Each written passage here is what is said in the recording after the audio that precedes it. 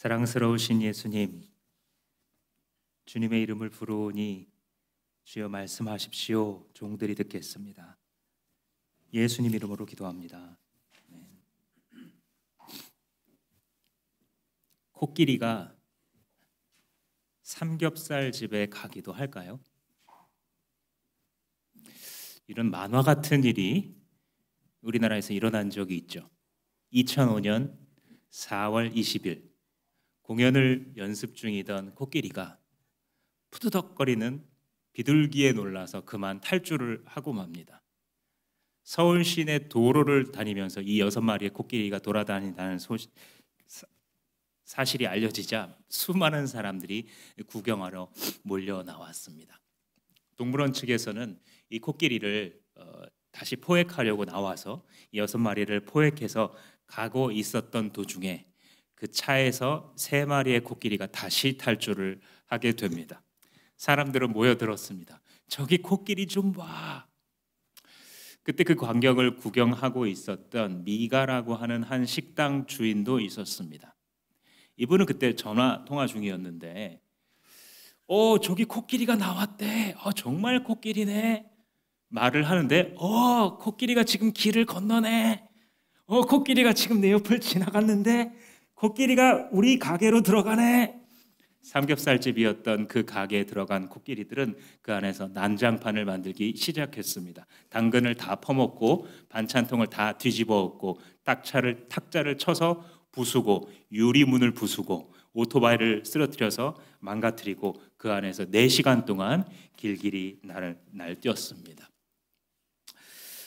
그 당시에 이 소동 때문에 4층 건물이었던 그 식당이 속한 건물에 있는 모든 사람들이 다 대피했고 소방관 80명이 투입되었습니다. 경찰관 40명이 투입되었습니다. 소방차가 9대가 왔습니다. 구급차가 3대가 왔습니다.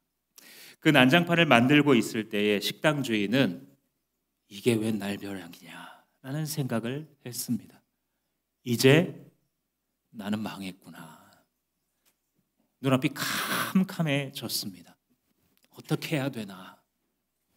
근데 이 소식이 삼겹살 집에 코끼리들이 들어가서 난동을 피웠다라는 이 소식이 너무 신기하니까 각 방송사들이 와서 인터뷰를 하기 시작했습니다. 심지어는 후지 TV를 비롯한 일본의 6개 방송사까지 건너와서 인터뷰를 했습니다. 미국 CNN에서 오기 시작했습니다. 심지어 디스커버리 채널에서는 이 사건을 가지고 하나의 에피소드를 만들기까지 했습니다. 주변 사람들이 식당 주인에게 말했습니다. 당신 유명 인사 다 됐어. TV에 자주 나오고.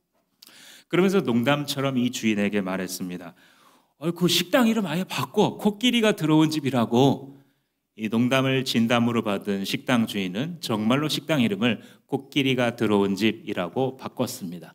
이 식당은 이제 유명세를 타기 시작했습니다. 어린이 대공원에 들린 사람들마다 이 식당이 기억이 났고 그 식당으로 몰려들었습니다.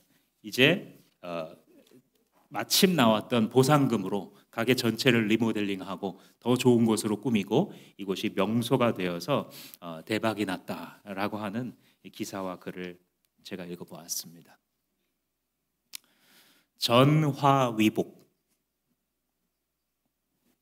화인 줄 알았는데 이것이 변하여 복이 되었다.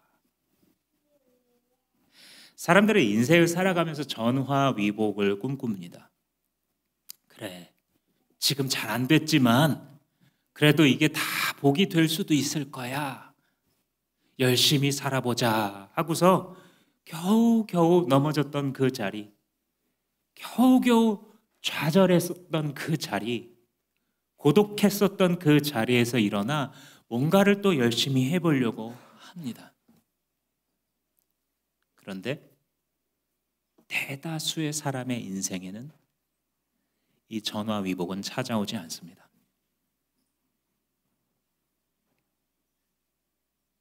전화위복이라고 하는 것은 예수 그리스도께서 주시는 것이다 라는 사실을 오늘 본문이 이야기해 주고 있습니다.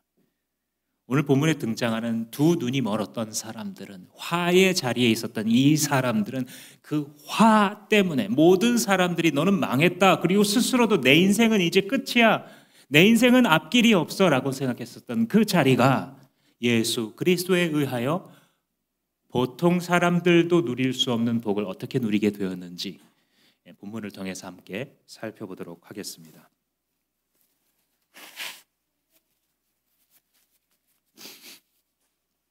지금 이 본문의 배경은 예수님의 마지막 일주일 직전입니다. 이 본문이 지나가고 나면 우리가 잘 아는 대로 예루살렘에 예수님께서 입성하시게 되고 환영을 받은 것도 잠시 금요일 날 붙잡히셔서 목요일 밤에 붙잡히셔서 금요일 날 십자가에 못 박혀 돌아가시게 됩니다. 그리고 그 예루살렘으로 들어가기 직전에 현재 있는 동네는 여리고입니다.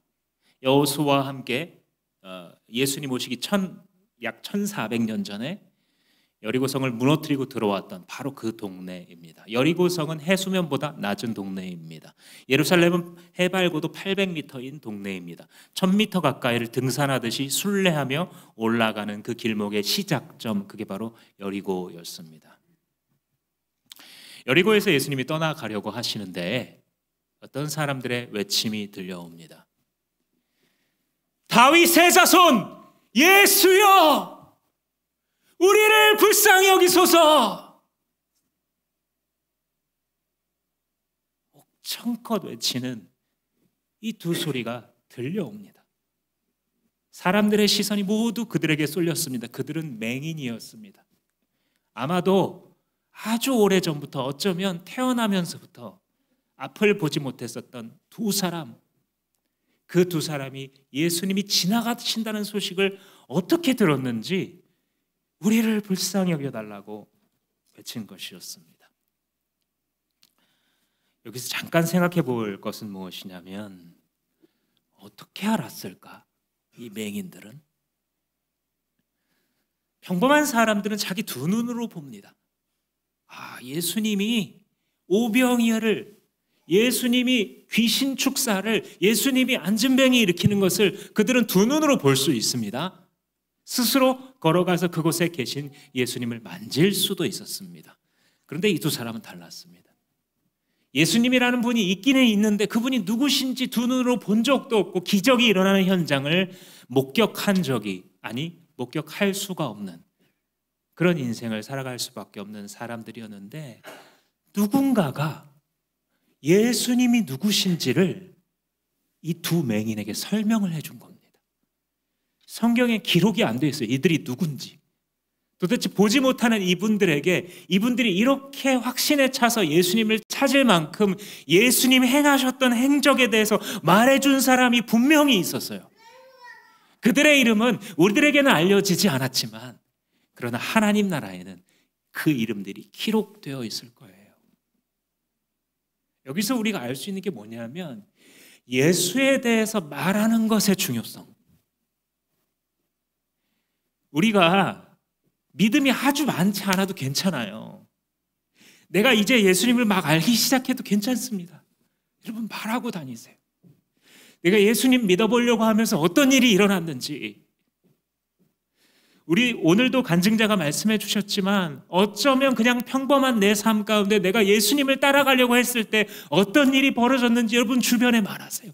제발 말하세요. 부끄러워하지 마십시오.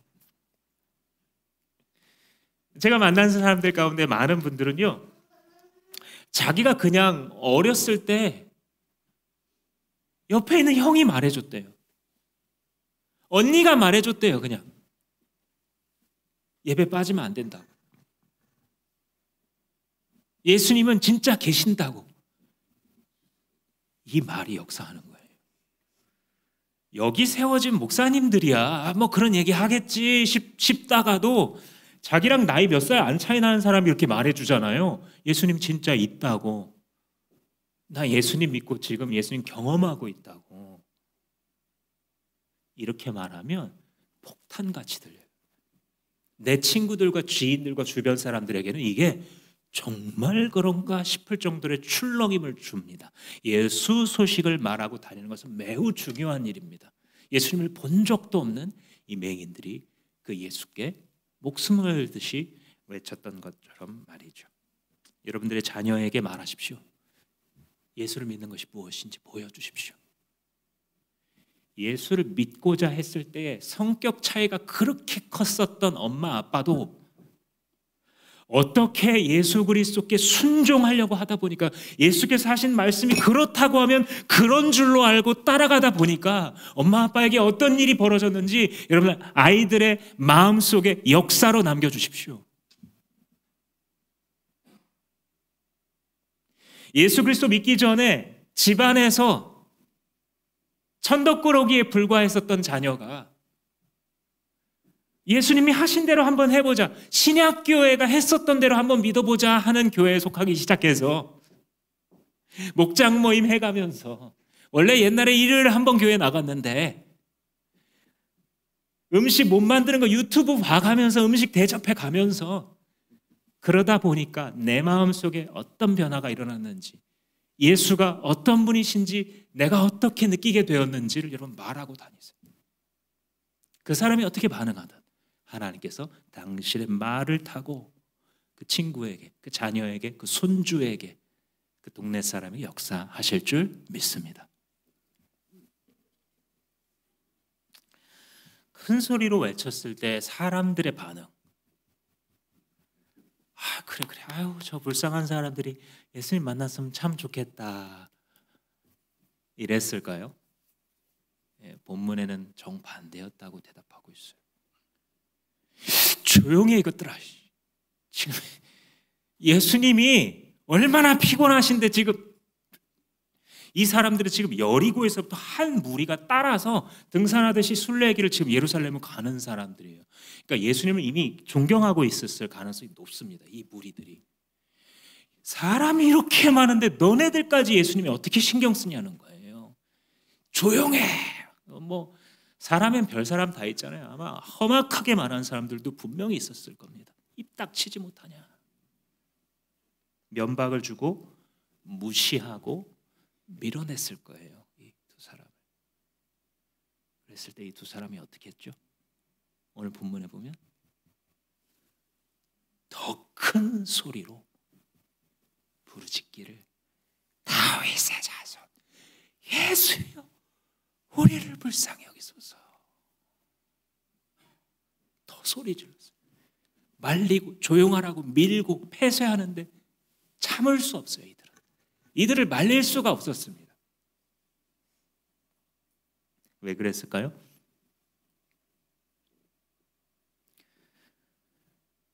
간절했기 때문에.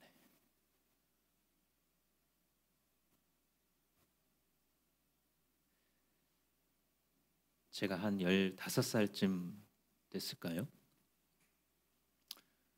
동네 형들이 안과에 다녀와서 원래 눈병 나서 안과를 갔는데 거기 가서 너네들 안경 쓰는 애들은 이 레이저 수술, 당시에는 이제 라식이 없었고 엑시머가 있었습니다.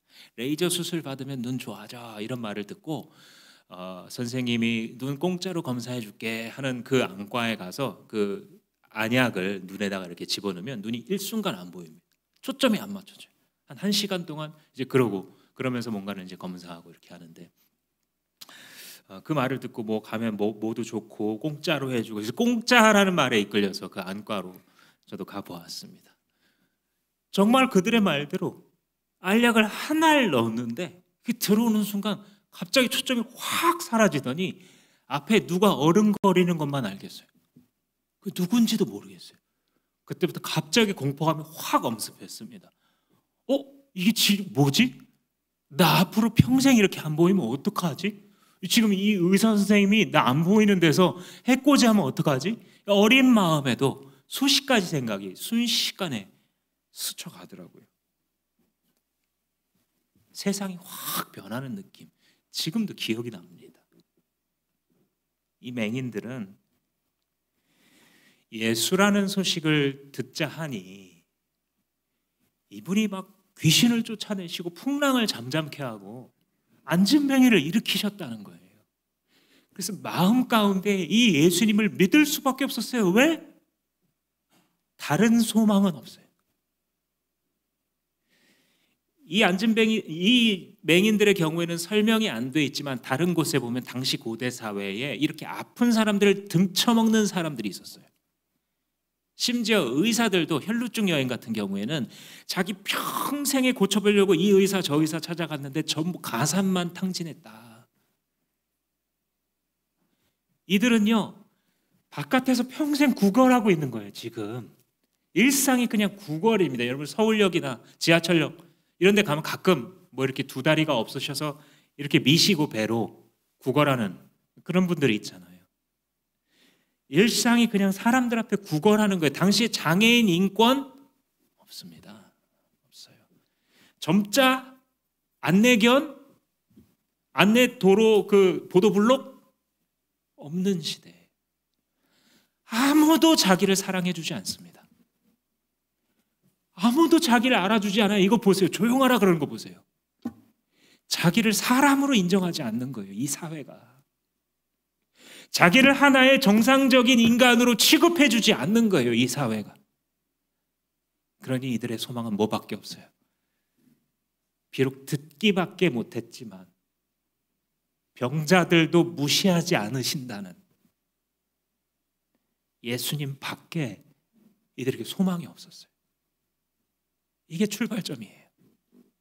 이게 전화위복의 모든 출발점이에요. 재앙과 같은 인생의 통로를 통과하고 있을 때 그 인생이 어떻게 변하는가, 바로 이게 출발점이에요. 예수님 밖에 없구나, 나한테는. 지금 이 예수라는 이 분이, 이 바쁘시다는 분이 지금 우리 동네를 나가면 이분이 언제 다시 돌아오실지 기약이 없어요. 마지막 기회인 거예요. 그러니까 누가 말리건 뭐하건 이들에게는 안중에 없습니다. 왜? 너무 간절해요. 너무 간절해요. 욕하건 조용하게 시키건 좀 찌그러져 있으라, 너 같은 놈들이 예수님께 오면 안 된다는 무슨 이런 얘기를 들어도 그들은 주님을 향하여 외칠 수밖에 없는 간절함이 있어요. 2000년의 기독교 역사 속에서 주님께 끝까지 쓰임 받은 분들은 공통적으로 이렇습니다. 간절해요. 예수님께 간절해요. 예수님이 은혜 베풀어 주시는 게 간절한 사람들. 끝까지 쓰임 받습니다. 예수님 당신이 아니면 안 됩니다. 우리들처럼 이 게을러 터진 우리 현대의 신자들처럼 저를 포함해서 은혜 받아도 좋고 아니어도 할 수 없고 뭐 예수님 사랑해서 뜨거우면 아유 뭐 그런 시절도 있고 아니어도 괜찮고 이게 아니에요. 이 맹인들은 주님 내가 당신을 볼 수 없으니 내 눈을 띄워 주십시오. 하나님의 은혜 가운데에 끝까지 그 인생이 멈출 때까지 은혜 가운데 머물러 주님의 일을 했던 사람들의 공통점은 주여 나는 앞을 보지 못합니다. 나는 내 인생에 대해서 알 수 없습니다. 주님 내가 안다는 것은 내 인생이 잘못 가고 있다는 것 그 하나입니다. 내 인생에 질병이 들어있다는 사실밖에는 나는 모릅니다.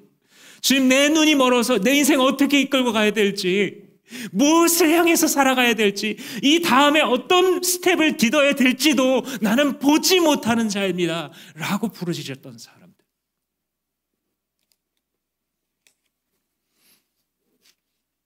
이 외침을 계속 들은 예수님이 어떻게 하셨죠? 오게 해라. 나에게 오게 해라. 사랑스러우신 예수님. 예수님 이런 분이에요. 세상 모두가 오지 말라 그래요. 세상 모두가 너는 정상이 아니라는 거예요. 너는 가치가 없다 그래. 세상 모두가. 심지어 욕하고 내 입을 막. 예수님은 그러지 마. 다 치우시고 그 두 사람을 자기 곁에 오게 만드십니다. 오늘 본문에는 기록이 안 돼 있는데 병행 구절인 이 마가복음 10장을 보면 겉옷을 버리고 뛰어가더라 이렇게 기록되어 있어요. 당시의 서민층들에게 이 겉옷이라는 것의 의미는요, 오늘날 우리가 가지고 있는 자동차보다 더 높은 급이다 이렇게 생각하시면 됩니다. 버렸어요. 왜냐하면 그게 전 재산이에요. 심지어 모세 율법에 어떻게 써 있냐면 겉옷을 전당 잡았으면은 해가 지기 전에 돌려줘라. 그에게 그 한 벌밖에 없는데 밤에 못 업고 자냐. 일교차가 심한 동네잖아요. 그 동네가. 가난한 사람에게 겉옷이 뭐 여러 개 있어서 옷장에서 꺼내 입는 게 아니라 그게 평상시의 옷이었다가 잠잘 때는 이불인 거예요. 낮에 더우면 이 겉옷을 잠시 걸쳐두었다가 저녁이 되면 다시 걸쳐야 되는데 그걸 네가 지금 전당을 잡고 그 권리를 네가 주장하고 있으면 그 가난한 사람이 너를 탓할 텐데 그럼 하나님 너를 번하시지 않겠느냐, 이런 논리예요. 모세율법에 적혀져 있습니다. 근데 이들이 가난한 계층 중에 가장 가난한 그들이, 늘 구걸할 수밖에 없는 그들이 겉옷을 버리고 뛰어가더라. 다 필요 없는 거예요. 예수님을 만나야 되는 거예요. 이분들은 예수님 물으십니다. 무엇을 원하느냐? 이들이 너무나 당연한 답을 합니다. 보고 싶어요.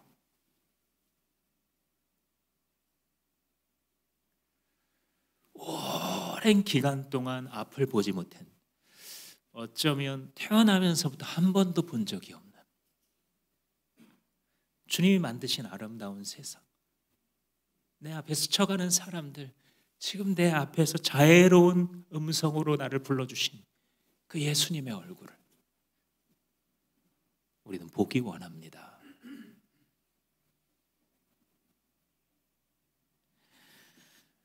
가만히 오늘 본문 보시면 이들이 예수님 우리를 불쌍히 여겨주세요 이렇게 외치기 전에 한 가지 수식어가 있어요. 그게 뭐죠? 다윗의 자손 예수여 라고 하는 수식어예요. 이 말은요, 깊이가 있는 말이에요. 누가 얘기했냐면요, 이사야, 에스겔 이런 선지자들이 얘기했어요.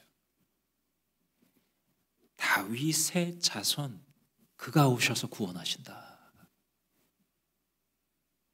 오실 메시아 구원자에 대한 신앙을 이들이 고백하는 거예요. 지금 다윗의 자손, 성경의 선지자들이 수백 년 전에 여러 번 예언해 왔었던 죄와 고통 가운데 빠져 있는 이 인류를, 그들의 죄로 말미암아 하나님의 영원한 심판대 앞에 이를 수밖에 없는 그 더러운 죄인들을, 이 비참한 인생들을 구원해 주실 그 구원자가 다윗의 뿌리에서, 다윗의 가문에서 오실 그분이 오셔서 우리를 구원하실 거다 라고 외쳤고 기다렸고 소망해왔던 그분이 당신임을 내가 믿으니 우리를 불쌍히 여겨주십시오.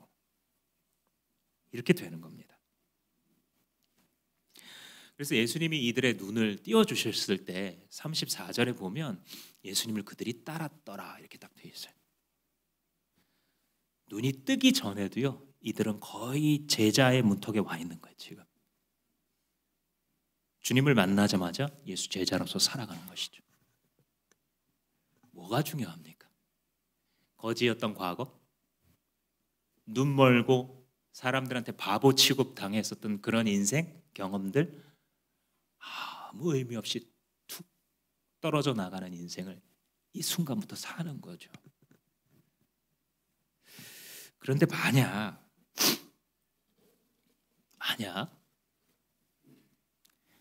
이 두 사람이 그렇게 눈멀지 않았었더라도 똑같이 했을까요?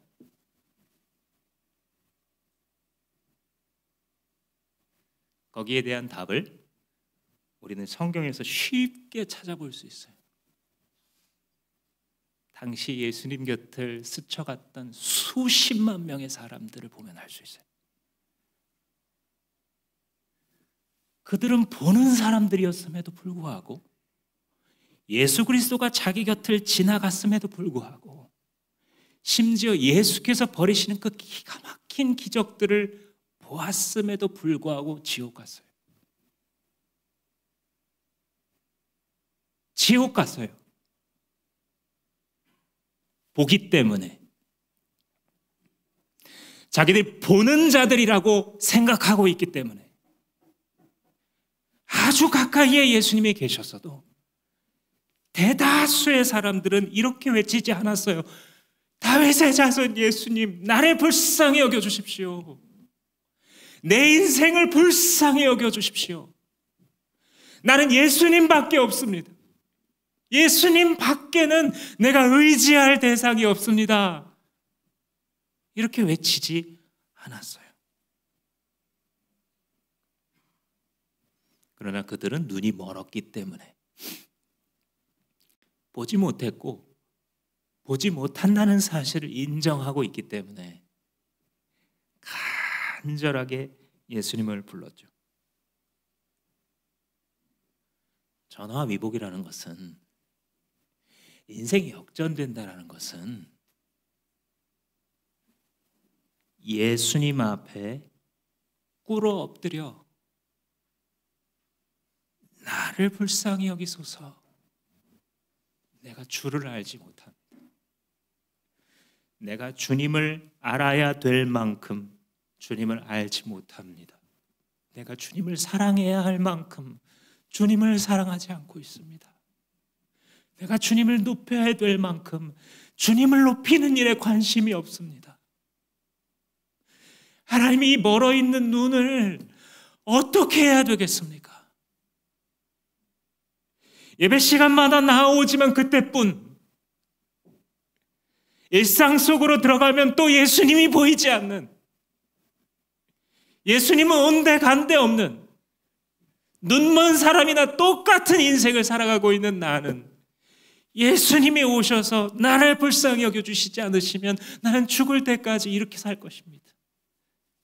주님이 아니면, 은혜가 아니면 나는 안 되오니 나를 불쌍히 여기소서. 이 고백은 눈먼 사람만이 할 수 있는 고백인 것입니다. 자기가 영적으로 눈멀었다라는 사실을 깨달은 사람만이 할 수 있는 비명인 것입니다. 여러분들은 어떠십니까? 왜 사십니까? 무엇을 위해서 살고 계십니까? 여러분들이 아직도 더 살아야 된다면, 그게 10년이고 20년이고 50년이라면 왜? 뭐 때문에? 무슨 가치를 위해? 어떤 의미가 있어서 우리의 인생이 계속돼야 하나요? 사람은 자기를 만드신 분과 만나기 전까지는 그렇게 의미를 향해 헤매며 살게 되어 있어요. 하나님만이 차지할 수 있어요. 사람은요, 항상 누군가에 굴복하는 존재예요. 그렇게 되어 있어요. 그게 하나님이 아니라면 다른 것에 반드시 굴복하고 있는 거예요. 지금 주님이 가자고 하시는데도 기다려요 하고 있을 때 나는 다른 것에 지배받고 있다는 사실을 깨닫는 역사가 성령으로 말미암아 당신에게 있기를 축복합니다. 우리가 자기를 만드신 하나님과 동행할 때에만 참 기쁨을 맛봅니다. 야, 이렇게 사는 거구나. 인생 이거구나. 예수님 만날 때 이루어지는 일이에요. 인생 이거구나. 내가 앞으로 10년을 살건 5년을 살건, 아니면 혹 올해 정기검진에서 뭐 검진되고 내년에 가던 상관없이, 두려움 없이, 원통함 없이, 억울함 없이 그 인생을 살아가는 것은 예수 그리스도를 만날 때에만 우리의 삶 가운데 임하는 축복인 것입니다.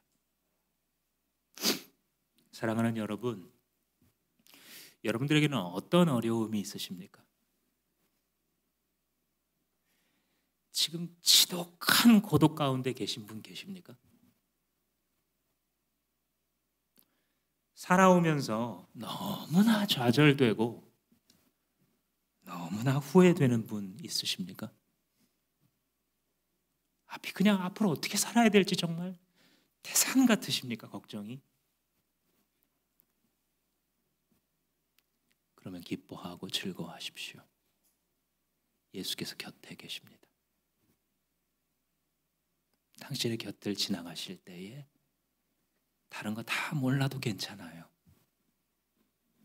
주님께 똑같이 말하세요. 예수님, 나를 불쌍히 여겨주세요. 내 인생을 불쌍히 여겨주세요. 간절함을 가지고 주님의 은혜가 아니면 안 된다는 것을 잘 아는 믿음의 고백으로서 다윗의 자손 예수여 나를 불쌍히 여기소서, 그렇게 예수님을 부르십시오. 이 맹인들의 복은 보지 못한다는 것이었어요. 보지 못했기 때문에 예수님을 부르짖었고 예수님을 만났어요. 눈을 치료받았지만 이거 부차적인 거예요. 한번 생각해 보세요. 예수님이 공생애 3년을 사시는 동안 정말 많은 사람들 고치셨잖아요. 근데 그들은 다시는 병에 안 들었을까요? 예수님이 심지어 나사로 죽었다가 다시 살렸잖아요. 다시는 안 죽었을까요? 나사로가 다시 죽었어요. 다시 병들었다고요. 다시 아파졌어요. 눈을 띄워주신 것은 일시적인 복이에요. 여기서 진짜 복은 무엇이냐면요, 이들이 예수 제자 된 거예요. 예수 제자 된 거예요. 구원받고 영생 얻은 거예요. 하나님의 자녀라 일컬음을 받은 이 복이 진짜 복이에요. 근데 그게 어디서 시작됐어요? 가장 화라고 여겨지는, 가장 저주스러운 인간의 인생의 자리라고 여겨지는 거기에서 왔어요. 나는 망했구나, 나는 캄캄하구나, 이 걱정이 태산 같은 이 자리를 어떻게 우리 가정이 이 위기를 어떻게 도대체 헤쳐나갈 수 있을까 하는 바로 그 자리에서 예수님 불쌍히 여겨주십시오. 주 예수님, 사랑스러우신 예수님, 자비로우신 예수여 이 가정을 불쌍히 여기소서 라고 외칠 수 있는 그때가 당신에게 온 것입니다. 그래서 내가 정말 그런 상태 가운데 있으신 분들은요, 지금 눈에 보이시지 않더라도 따라하세요. 원래 잘 모르면 잘하는 사람 따라하면 그냥 비슷하게 돼요. 지금 마음속에 아무것도 느껴지지 않더라도 괜찮아요. 괜찮아요. 절망만 있으면 돼요. 마음속에 아무리 해도 안 된다라고 하는 좌절만 있어도 괜찮아요. 그 좌절을 가지고 지금 이 예수의 말씀이 선포되어 당신들 가운데 거닐고 계시는 예수님이 지나가실 때에 그분께 외치세요. 다윗의 자손 예수님, 나를 불쌍히 여겨주십시오. 이 가정을 불쌍히 여겨주십시오.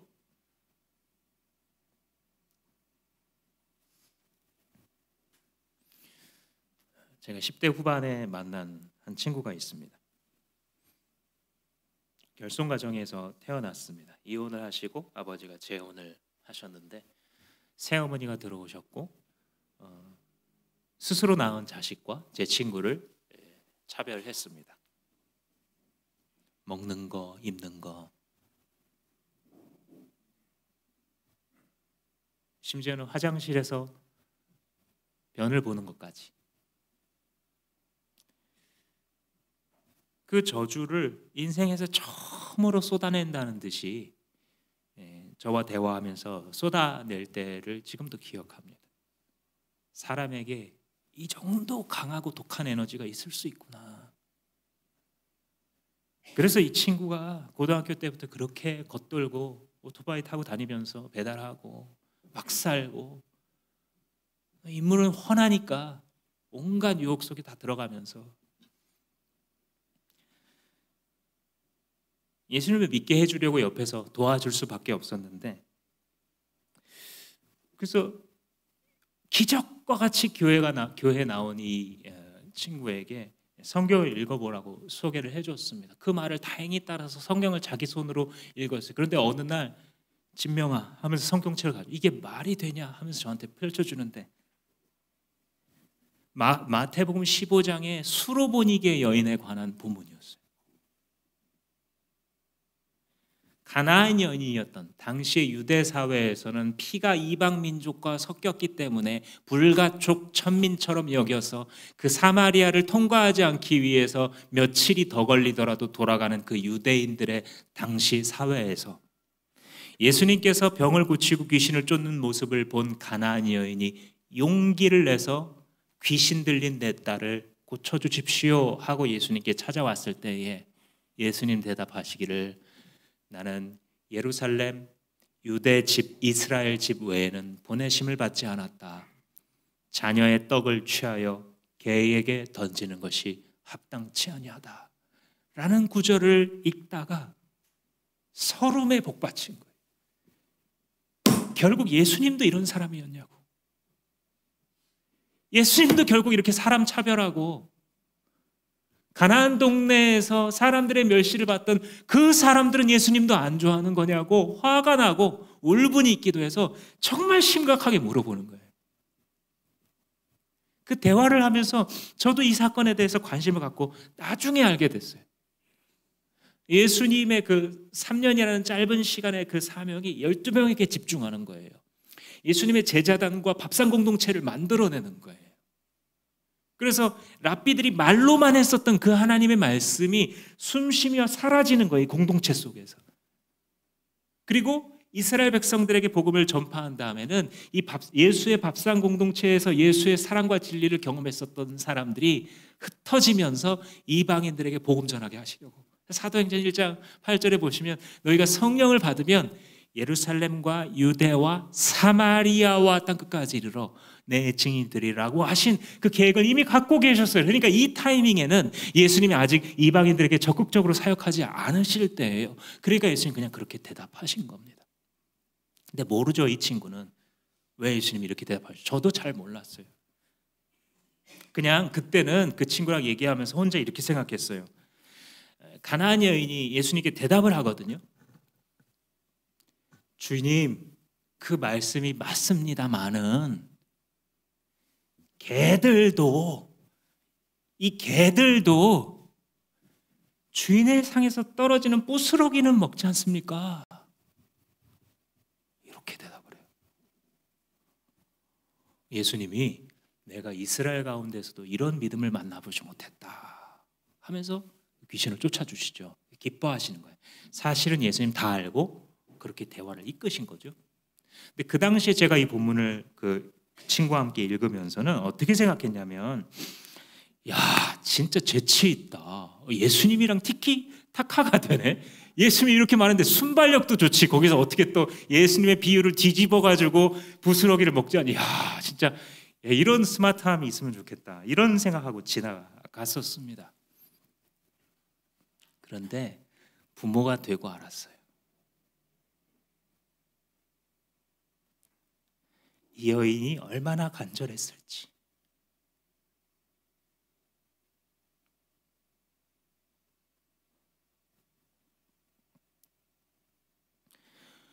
모욕을 당할 말건 그 상관없는 거예요. 예수님의 은혜가 아니면 내 딸이 이 흑암의 권세에서 벗어날 수 없을 거라는 거예요. 예수님이 명령만 하시면 지금까지 시달리면서 살아온 인생이라 할지라도 예수님이 한 말씀만 하셔도 이 귀신이 떠나가고 내 자녀에게 평화의 삶이, 하늘의 삶이, 축복의 삶이, 빛의 삶이 주어질 것이라는 것을 믿고 간절하기 때문에 예수님이 자기를 모욕하는 것처럼 들려도 괜찮은 거예요. 이 맹인들이 아무리 사람들이 말려도 주님께 외친 이유 똑같습니다. 은혜에 대한 간절함. 은혜에 대한 간절함. 이런 간절함이 당신에게 있습니까?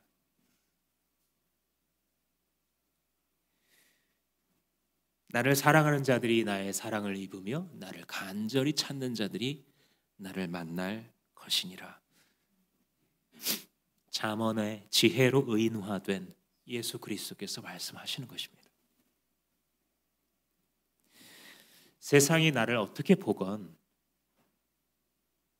나를 어떻게 취급하건, 주님께 나아가는데 방해물이 있건 없건, 사람들이 괴롭히건 안, 가족들이 지지해주건 안 해주건, 사회가 그것을 좋게 봐주건, 색안경을 끼고 보던, 주님, 내가 아는 사실은 하나밖에 없습니다. 나는 눈 멀었습니다. 나는 영적으로 눈 멀었습니다. 예수님에 대한 사랑이 없습니다. 이렇게 사랑스러우신 예수님을 사실 나는 사랑하지 않고 있습니다. 예배 시간에 많은 사람들이 오고 가지만은 사실은 나는 아무런 마음의 변동도 없는 채 그냥 주일에 땅을 밟고 다시 돌아오고 하는 것을 반복하고 있습니다. 주님, 내 삶에 들어오셔야만 됩니다. 주님만이 이 어둠을 몰아낼 수 있습니다. 세상 앞에 굴복하고 좌절하면서 살아왔었던 이 인생을 당신만이 끝장낼 수 있습니다. 라고 하는 은혜의 사모함. 수십 개의 찬송가를 지은 것으로 유명한 존 뉴튼은 사실 아프리카에서 흑인들을 짐승처럼 잡아다가 유럽 대륙에 팔아서 흔히 노예를 공급하던 노예선의 선장이었습니다. 그는 기독교 가정에서 태어나서 예수님에 대해서 듣지 않은 것은 아니었으나 어느 날 배를 타고 대륙을 건너가다가 폭풍우 중에 거의 배가 좌초될 뻔하는 것을 경험합니다. 그때 태어나서 난생 처음으로 진지하게 주님께 기도했습니다. 그러면서 예수님을 진짜로 만나요. 그가 지었던 여러 개의 찬송시 중에서도 Amazing Grace, 놀라운 주님의 은혜를 찬양한 이 찬송시를 우리 한국어 번역판이 있지만은 오늘 한번 직역을 해서 1, 2절만 제가 읽어보겠습니다. 놀라운 은혜, 얼마나 달콤한 소리인지, 나 같은 비참한 자를 구하신 은혜. 한때 잃어버린 바 됐던 나 이제 찾아졌고, 한때 눈먼 자였으나 나 이제 보내. 2절, 은혜가 내 마음에 두려움을 가르쳐 주었고 그 은혜가 두려움을 걷어갔네. 나 처음 믿을 때 그 은혜가 나타났으니 얼마나 고귀한가.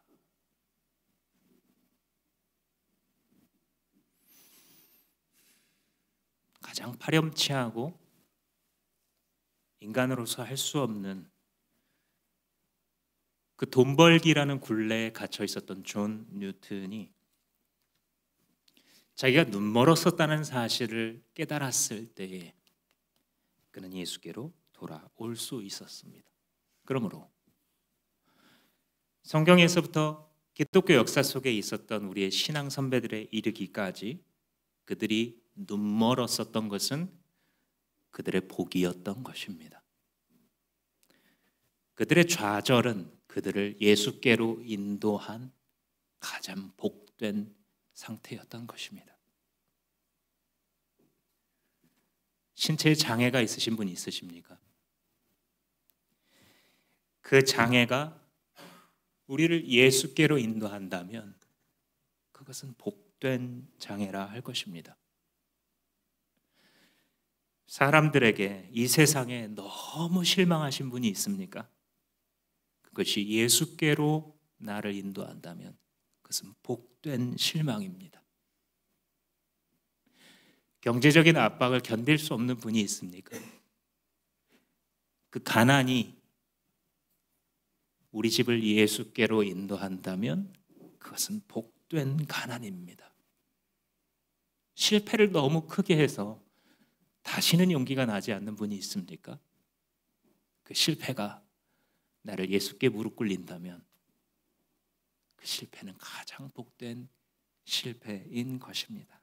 어떤 고생이 와도, 어떤 화가 와도, 어떤 재앙이 와도, 어떤 재수 없는 상황이 내 인생에 펼쳐져도 괜찮습니다. 그것이 나로 예수 그리스도의 은혜를 더 갈급해하고 구걸하는 심령으로 주님, 나 같은 자도 주님 받아주십니까? 나 같은 자에게도 과연 은혜를 주시겠습니까? 라고 하는 인간이 본래 돌이켜야 될 그 본연의 상태인 영적 겸손으로 돌아오는 일에 쓰임 받을 수 있는 모든 화는 예수 그리스도 안에서 모두 복이 되는 것입니다. 이것이 그리스도의 영광이며 그분의 아름다우심입니다.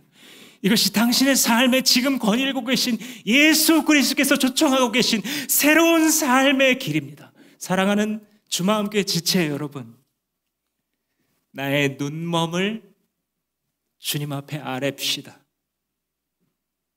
주님, 나의 멀어버린 이 눈을 열어주셔서 내가 해야 할 만큼 주님을 사모하고 주님을 사랑하고 주님을 따라갈 수 있도록 내 강박한 마음을 변화시키소서, 나를 불쌍히 여기소서 부르짖는 여러분 되시기를 주님의 이름으로 축복합니다. 이 시간 함께 기도하시겠습니다. 사랑스러우신 예수님, 어찌하여 우리와 같은 사람들을 주목해 보셨습니까? 어떻게 내가 이 자리에 있을 수 있습니까? 남들보다 선하지도 않고 남들보다 주님을 더 깊이 살아가는 것도 아니고 주님 앞에 성실하지도 못한 하나님, 그런 우리를 주님 주목해서 보시고 내게 오라 말씀하십니다. 겉옷 버리고 죽게 가는 은총을 허락하여 주시옵소서. 얽매이기 쉬운 모든 세상 재미들 다 끊어버리고 생명 되신 예수 그리스도에게 우리의 모든 인생의 순간들을 받기에 합당하신 예수께 하나님 돌려드리는 그런 예수의 제자들로 하나님 주마음교회 지체들을 사용하여 주시옵소서. 감사하고 예수님의 이름으로 기도합니다. 아멘. 다 같이 자리에서 일어나셨습니다.